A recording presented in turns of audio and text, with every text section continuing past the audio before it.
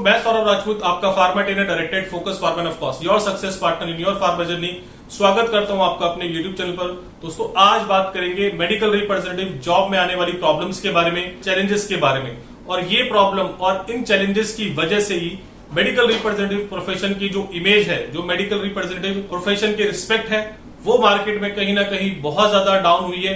इस प्रोफेशन को लेकर लोगों के दिमाग में बहुत सारी गलत धारणाएं पैदा हो गई हैं और काफी सारे लोग जो इस प्रोफेशन में एज ए एमआर काम कर रहे हैं वो खुद इस प्रोफेशन से परेशान है, इस प्रोफेशन को छोड़ना चाहते हैं, इस प्रोफेशन के बारे में बहुत भला बुरा कहते हैं। और जो नए लोग सोचते हैं कि मुझे एज ए मेडिकल रिप्रेजेंटेटिव अपना करियर बनाना चाहिए, वो खुद बहुत दुविधा में है, खुद बहुत परेशान है और खुद वो बहुत कंफ्यूज फील कर रहे हैं कि क्या इस प्रोफेशन को ज्वाइन करना सही रहेगा या नहीं रहेगा।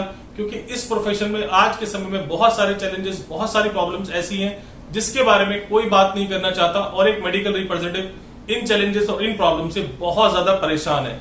और इसका असर दोस्तों मार्केट में दिखना भी शुरू हो गया है। बिकॉज आज के समय में आप जिस मर्जी फार्मास्यूटिकल कंपनी को उठा लीजिए, चाहे वो बड़ी कंपनी हो चाहे वो छोटी कंपनी हो, हर कंपनी में वैकेंसी है, हर कंपनी का कोई ना कोई एरिया वैकेंट है। कंपनी वालों को लोग नहीं मिल रहे हैं, कंपनी वालों को मेडिकल रैप नहीं मिल रहे हैं टू फिल देयर वैकेंसी। और कई एरियो में तो वैकेंसी काफी समय से फिल ही नहीं हो पा रही है। बिकॉज आज के समय में एक फार्मास्यूटिकल कंपनी को लड़का मिलना सबसे मुश्किल टास्क है। बट ऐसा क्यों हो रहा है? क्यों लोग फार्मास्यूटिकल इंडस्ट्री में एज ए मेडिकल रैप नहीं आना चाह रहे हैं? क्यों लोग फार्मास्यूटिकल इंडस्ट्री में मेडिकल रिप्रेजेंटेटिव नहीं बनना चाहते? और जो लोग एज ए मेडिकल रिप्रेजेंटेटिव काम कर रहे हैं वो खुद क्यों परेशान है, खुद क्यों इस प्रोफेशन को छोड़ना चाहते हैं? दोस्तों आपके इन्हीं सब सवालों का जवाब देने की कोशिश करिए मैंने इस छोटे से वीडियो।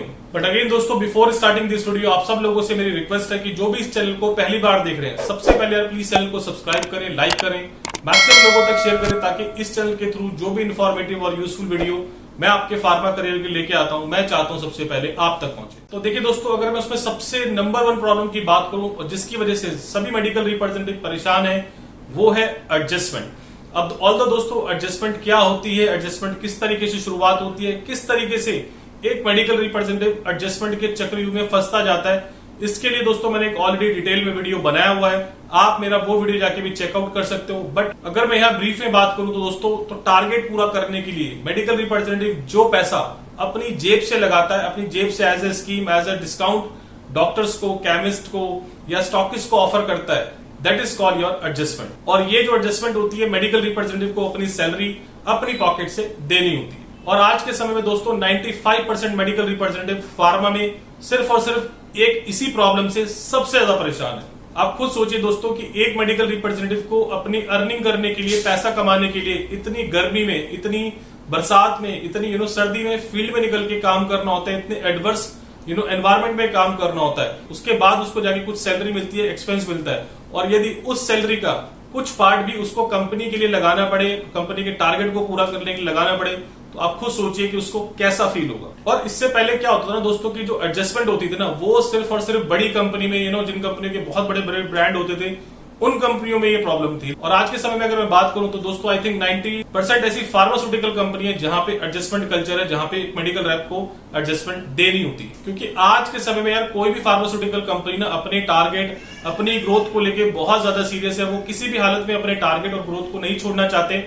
और यदि एमआर उनके द्वारा दिया गया मंथली टारगेट, क्वार्टरली टारगेट या एनुअली टारगेट पूरा नहीं कर पाता है, तो वो एक मेडिकल रैप पे इतना प्रेशर बना देते हैं कि उसको टारगेट पूरा करने के लिए अपनी जेब से, अपने घर से पैसा लगाना पड़ता है। और यदि एक एमआर एडजस्टमेंट देने से मना कर देता है तो उसके जो कंसर्न बॉस होते हैं, लाइक एबीएम, आरएसएम, उसको नौकरी छोड़ने तक के लिए कह देते हैं, उसको टर्मिनेट करने तक की धमकी देते हैं। और देखिए दोस्तों, काफी सारे मेडिकल रैप ऐसे हैं जो मेरे से कनेक्टेड हैं, जो अपनी प्रॉब्लम मुझसे शेयर करते हैं। तो मैं आज आपके सामने एक छोटा सा एग्जांपल शेयर करता हूं एडजस्टमेंट को लेके कि एक मेडिकल रैप ने एक फार्मास्यूटिकल कंपनी, बहुत रिनाउंड फार्मास्यूटिकल कंपनी है, मैं उसका नाम नहीं लूंगा, उसने वो ज्वाइन करी और अभी उसको सिर्फ ज्वाइन करे हुए 1 महीना ही हुआ था।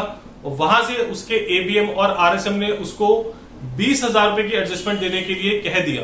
और उस लड़के की total salary he with expense 26,000 है, जिसमें कि उस बेचारे ने जॉब के लिए अपनी बाइक फाइनेंस कराई, अपना घर छोड़ के उसने एक हाउस रेंट किया। अब ऐसे केस में यार कोई भी मेडिकल रिप्रेजेंटेटिव किस तरीके से मेंटल पीस में रह सकता है, किस तरीके से वो सुकून में रह सकता है, जहां उसको 26,000 में से 20,000 रुपए अपने एबीएम को देने हो, उसको अपनी बाइक की किस्त भी भरनी है, उसको रेंट भी भरना है, उसको अपने घर पे भी शायद कुछ पैसा भेजना होगा।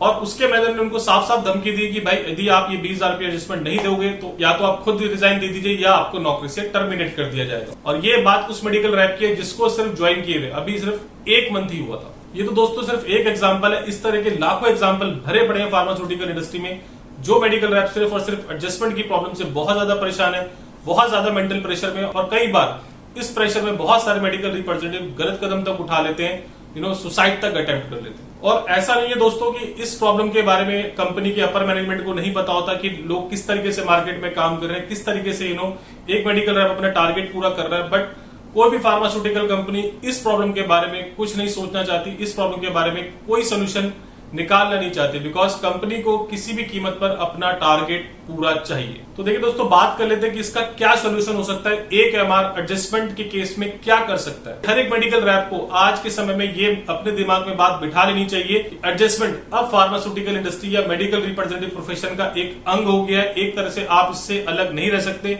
आप इस एनवायरमेंट में, इस सर्कल में काम करे बिना सर्वाइव नहीं कर पाओगे। तो आपको एक बात तो बहुत क्लियर हो जानी चाहिए अब तक कि हाँ, अगर मुझे एज ए एमआर काम करना है या मुझे एज ए एमआर अपना इस इंडस्ट्री को ज्वाइन करना है तो मुझे एडजस्टमेंट देनी ही पड़ेगी। बट आप उसको मेंटली प्रेशर वाले चक्रों में ना फंसो। आप अपने घर से पैसा लेके या अपनी सेविंग से पैसा देके कंपनी का टारगेट पूरा ना करो। तो देखिए दोस्तों, यहाँ पे मैं आपको बस एक यही सुझाव देना चाहूंगा कि जब आप एज ए एमआर कोई भी फार्मास्यूटिकल कंपनी ज्वाइन करें तो सबसे पहले जिस एरिया में आप उस कंपनी को ज्वाइन कर रहे हो वहां पे अच्छे से आरसीपी कर लीजिए, अच्छे से उस कंपनी के बारे में पता लगा लीजिए। और ये जो आपको आरसीपीए या कंपनी के बारे में पता चलेगा वो बताएंगे आपको उस एरिया के स्टॉकिस्ट, उस एरिया के केमिस्ट या उस एरिया में उस कंपनी में जो लोग काम कर रहे थे वो लोग। देखिए दोस्तों, अगर आप एडजस्टमेंट देके कुछ इंसेंटिव अर्न कर रहे हैं तो ठीक है कि आपने चलो कुछ पैसा अपनी पॉकेट से लगाया और इन फॉर्म ऑफ इंसेंटिव वो आपको वापस मिल गया। बट आप कहीं ऐसी कंपनी ना ज्वाइन कर लें कि आप अपनी जेब से पैसा भी लगाए जा रहे हो और वहां पे आपको इंसेंटिव भी नहीं मिल रहा। उस केस में तो जो आपकी पर्सनल सेविंग है, जो आपकी पर्सनल अर्निंग है, वो अफेक्ट होगी। तो एज ए मेडिकल रैप आप यही कर सकते हो कि जो भी कंपनी आप ज्वाइन करो उसके बारे में अच्छे से डिटेल पता करो, उस हेडक्वार्टर में उस कंपनी का क्या सिस्टम चल रहा है, क्या एडजस्टमेंट का और क्या इंसेंटिव का सिस्टम चल रहा है। और कोशिश करो दोस्तों कि ऐसी कंपनी ज्वाइन करने की जहां एडजस्टमेंट ना के बराबर हो या एडजस्टमेंट का कल्चर ही ना हो, या कोई ऐसे नए स्टार्टअप या नई कंपनी ज्वाइन करने की कोशिश करो जहां पे एडजस्टमेंट सिस्टम ही ना हो। दूसरी प्रॉब्लम की बात करूं या दूसरे चैलेंज की बात करूं जो आज के समय में एक मेडिकल रैप फेस कर रहा है, वो है अनरियलिस्टिक एक्सपेक्टेशन फ्रॉम कंपनी। देखिए दोस्तों, कोई भी फार्मास्यूटिकल कंपनी क्या सोचती है कि मैंने आज इस मेडिकल रिप्रेजेंटेटिव को हायर किया है तो कल से ही ये मुझे रिजल्ट लाके देना शुरू कर दे। वो सोचती है कि मैंने आज इसको बैग और विजुअलेट पकड़ाया, कल से ही मेरे लिए कस्टमर कन्वर्ट करना शुरू कर दे, कल से ये मेरे लिए सेल्स बढ़ाना मेरी शुरू कर दे। तो देखिए दोस्तों, ये बहुत अनरियलिस्टिक एक्सपेक्टेशन है कंपनी की तरफ से, जो एक मेडिकल रिप्रेजेंटेटिव के ऊपर प्रेशर बहुत ज्यादा बढ़ा देती है। आज के समय में फार्मास्यूटिकल कंपनी क्या सोचती है कि उन्होंने किसी मेडिकल रैप को हायर नहीं किया, उन्होंने किसी जादूगर को हायर कर लिया है कि जादूगर अब आएगा, अपने बैग से छड़ी निकालेगा, घुमाएगा और अचानक से कंपनी की सेल बढ़ा देगा, कंपनी की कस्टमर कन्वर्ट करना शुरू कर देगा।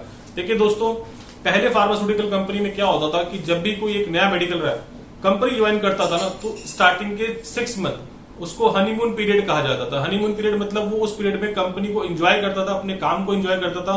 6 महीने बाद कंपनी उसको रिस्पॉन्सिबिलिटी देना शुरू करती थी।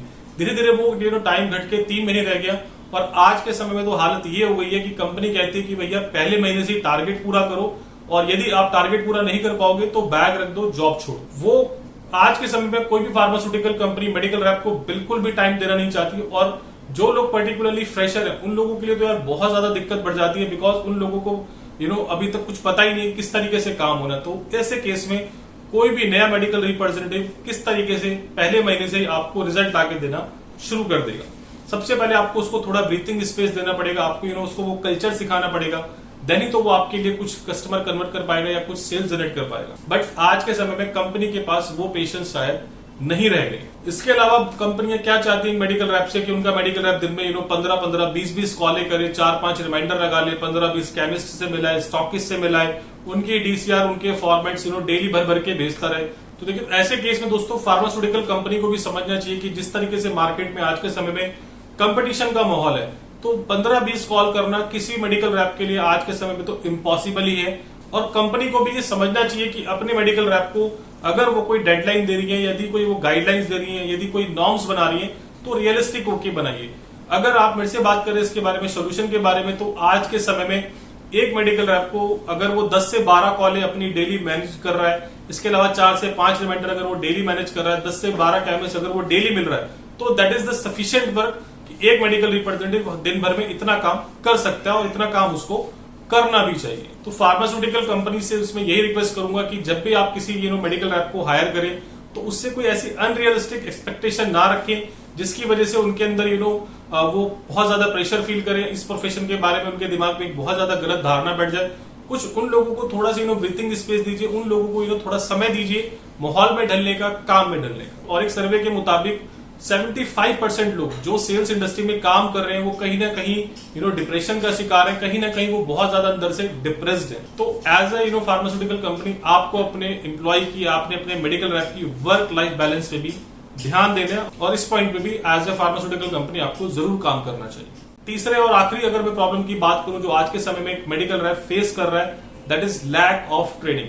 देखिए दोस्तों, काफी सारी फार्मास्यूटिकल कंपनी ऐसी हैं कि जो एक मेडिकल रैप को हायर करती हैं और उसको नेक्स्ट डे से फील्ड वर्किंग में लगा देती हैं। और पर्टिकुलरली जो नए मेडिकल रैप होते हैं, जो फ्रेशर लोग होते हैं, उन लोगों के साथ तो ये प्रॉब्लम बहुत ज्यादा आती है और उन लोगों को इसकी वजह से बहुत सारी प्रॉब्लम्स को फेस करना होता है। कंपनी उन लोगों को ये तक नहीं सिखाती कि विजुअल कैसे खोलना है, डिटेलिंग कैसे करनी है ना, डॉक्टर से कैसे बात करनी है, केमिस्ट से किस तरीके से बात करनी है, स्टॉकिस्ट से किस तरीके से बात करनी है।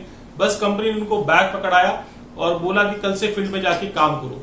इवन उनको डॉक्टर लिस्ट तक दी नहीं जाती, उनको एरिया के बारे में नॉलेज तक नहीं दी जाती।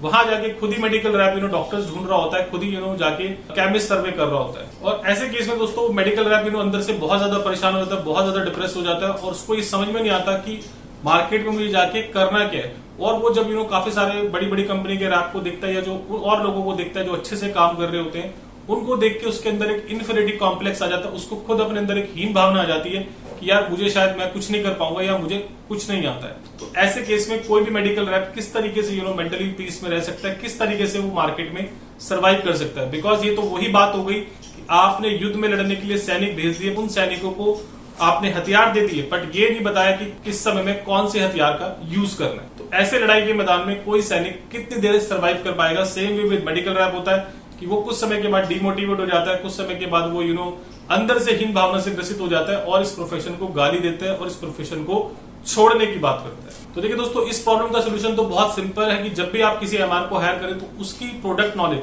उसकी फील्ड ट्रेनिंग पे प्रॉपर तरीके से ध्यान दें, उसको प्रॉपर तरीके से गाइड करें कि उसको मार्केट में किस तरीके से काम करना है। और यदि आप अपने एम्प्लॉयज को अच्छे से ट्रेनिंग देके, अच्छे से नॉलेज देके मार्केट में भेजेंगे तो इससे क्या होता है, आपकी कंपनी की रेपुटेशन भी बढ़ती है, आपकी कंपनी का ट्रस्ट भी मार्केट में बढ़ता है। और यहाँ पे मैं मेडिकल रैप से भी यही सजेशन देना चाहूंगा, मेडिकल रैप से यही रिक्वेस्ट करना चाहूंगा कि आप खुद अपनी डेवलपमेंट पे ध्यान दीजिए, आप खुद अपने स्किल्स पे काम कीजिए। और यदि आपको कोई काम नहीं आ रहा, कोई प्रॉब्लम अगर आप फेस करें तो आप अपने मैनेजर, अपने सीनियर कलीग से जरूर अपनी प्रॉब्लम ओपनली डिस्कस कीजिए। तो होप दोस्तों आपको ये वीडियो पसंद आया होगा। जो मैंने इस वीडियो के थ्रू प्रॉब्लम एड्रेस करने की कोशिश की है या आइडेंटिफाई करने की कोशिश की है, हो सकता है आप भी इनमें से किसी एक या दो प्रॉब्लम से जूझ रहे हो और हो सकता है आपको इन प्रॉब्लम का कोई सोल्यूशन मिला हो। और देखिए दोस्तों, हो सकता है कि कुछ प्रॉब्लम या कुछ इश्यूज मैं इस वीडियो में एड्रेस नहीं कर पाया हूं, तो आप लोगों से मेरी रिक्वेस्ट है कि प्लीज अपने कमेंट सेक्शन में मुझे अपनी प्रॉब्लम्स आप जरूर शेयर कीजिए। यदि आप इस वीडियो से रिलेट कर पाए तो प्लीज यार इस वीडियो को हर एक फार्मास्यूटिकल एम्प्लॉय तक जरूर शेयर कीजिए ताकि वो भी इस वीडियो से फायदा उठा सके, मेरे चैनल से कनेक्ट हो सके। Thank you and have very great day दोस्तों।